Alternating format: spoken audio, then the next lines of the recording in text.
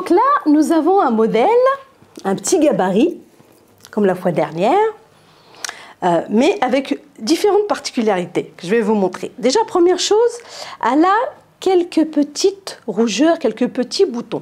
Là, c'est pas grand-chose, mais vous pouvez tomber sur des personnes qui ont des petits problèmes de peau. C'est des choses qui arrivent dans nos métiers. Et donc, forcément, naturellement, on se méfie. Qu'est-ce qu'on fait quand on a ce cas de figure? Déjà, au téléphone, on parle à la cliente. Si la cliente elle a un gros problème, exemple, une cicatrice, un cancer, une perruque, machin, elle va vous le dire. Vous n'allez pas lui poser la question, madame, est-ce que vous avez un cancer?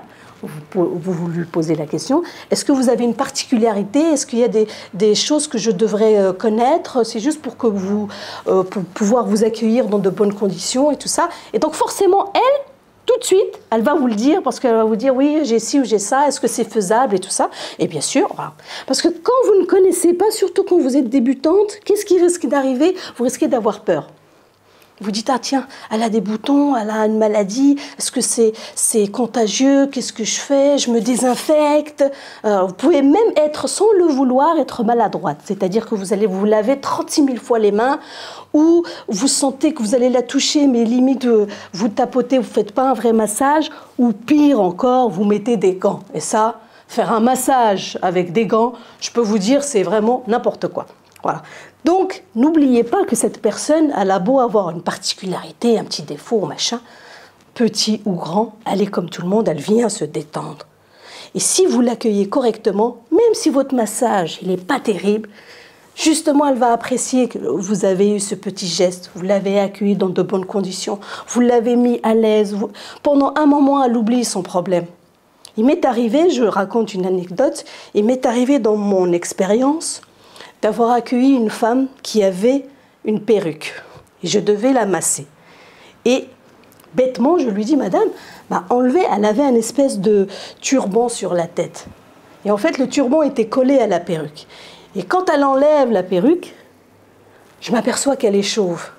Et j'ai eu peur de cette femme. Et pendant tout le massage, j'étais comme ça. Voilà. Bien sûr, cette femme n'était pas à l'aise, moi encore moins. Et bien entendu, elle n'est jamais revenue. Mais tout ça, ça se prépare. C'est pour ça que dans les formations que je vous propose, je ne vous montre pas juste un massage ou juste une épilation. Je vous montre surtout la dure réalité de nos activités. Comme ça, quand vous êtes confronté à ça, vous savez quoi faire, vous savez comment gérer la situation. Et pour pouvoir accueillir une cliente régulièrement chez vous. Et c'est ça qui va faire qu'elle va revenir. C'est le petit gâteau, c'est le fait que vous avez accueilli son enfant, c'est le fait que vous lui avez servi un petit thé. Voilà. Qu'un autre institut, il n'a pas le temps. Vous, vous avez le temps. Et c'est ça qui va faire la différence. Et que vous vendez votre massage à 50 € ou 100 €, elle vous l'achètera parce qu'elle vient pour vous, pas pour le massage. Elle vient pour vous parce qu'elle se sent bien.